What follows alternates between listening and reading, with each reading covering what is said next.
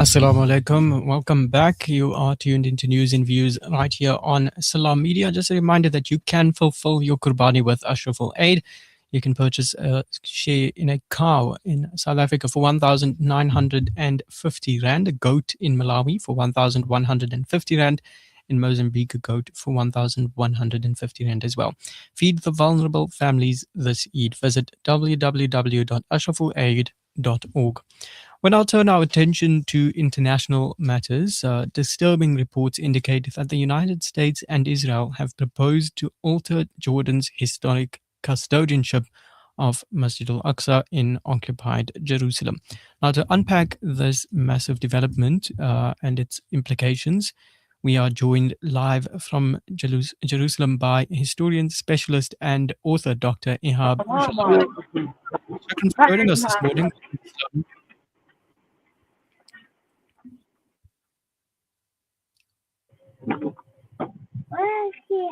Dr. Jallad, are you able to hear us? Assalamu alaikum. Wa alaikum salam. Doctor, these are some concerning developments regarding the proposed custodianship of Al-Quds in the Al-Aqsa compound. Can you maybe give us some background as to how it was that Masjid Al-Aqsa and the compound came under the custodianship of Jordan, and why it is that it's now being proposed that this should change? Bismillah ar-Rahman ar-Rahim. And happy and Mubarak Eid. Second thing is between 48 and 67, Jordan was in charge of Jerusalem and Masjid Al-Aqsa. Therefore, after 1967, after the Israeli occupation of the city, the Israelis tried to have a grip over the Masjid Al-Aqsa, but the workers refused to cooperate with the Israelis, and they decided to give the custodian back to the Jordanians. So, because Jordanians were before 1967, they were given the custodianship of the Masjid Al-Aqsa, therefore, after 1967.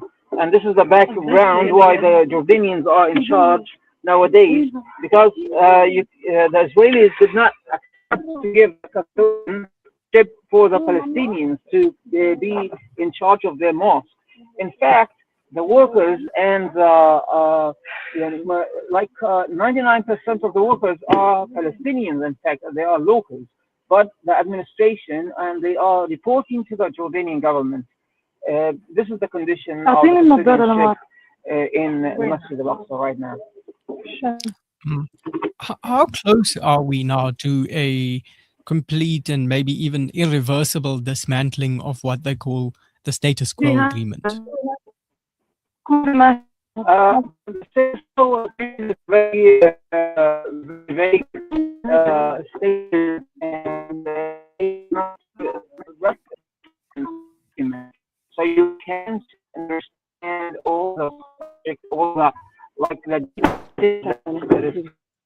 and for it's a matter of like every couple of years there are different kind of arrangements regarding that status quo, and you can judge what is the basis for this status quo. Mainly, that status quo changed after every and each like raise up every kind of Palestinian outrage. They will change the status quo and things will change. Right. When we look at resistance, is there any initiative that, as far as that's concerned, to maybe resist these attempts to change the status quo? I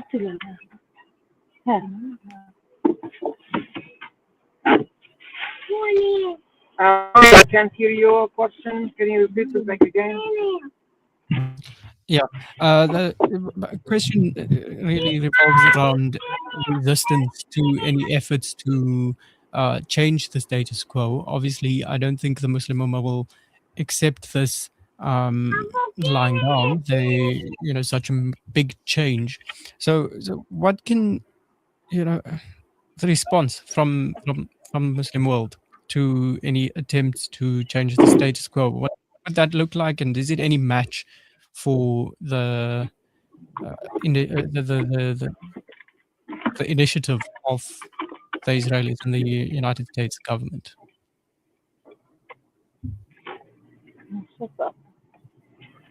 There is a lot of disruption in your voice, but as long as I could understand the question, is what is the Muslim responsibility for the status quo, and how could this status quo be maintained? In fact, there is no يعني, breaking into the Masjid Al-Aqsa and making these incursions for the plazas is not kind of agreed agreement over the Masjid Al-Aqsa. It's been imposed. It's been forced to be applied in the Masjid Al-Aqsa. There's no background for such a status quo. It was before 2001. Before 2001, the Israelis were roaming in the Masjid Al-Aqsa, and they were even going into the closed prayer houses, closed buildings within the Masjid complex. But after 2004, after they break into the Masjid Al-Aqsa with Ariel Sharon, and they committed some kind of they had first second raise up, and there was a lot of martyrs. Then they forced the break into the masjid without coordination with the waqf. So that status quo of 2004 is different from the status quo of 2001. And eventually, after October, the 2025, you can you will see a different situation. There is different kind of status quo, but again, you can't call it a status quo because there's no agreement over these items, over these regulations. So I think that the Israeli side is keep changing their policy regarding the holy compound without reference, without making a kind of consultation with so you can discuss the Israeli regulations over the masjid or their policies regarding the masjid.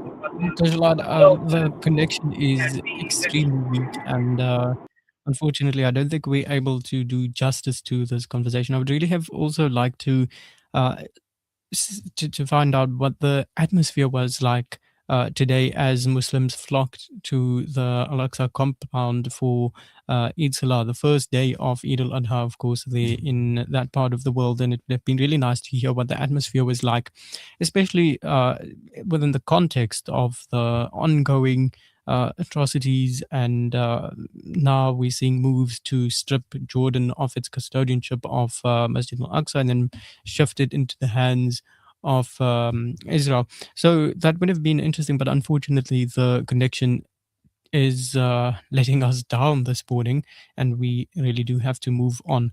We'll take a quick break. When we come back, we'll continue with the show. Please do stay with us.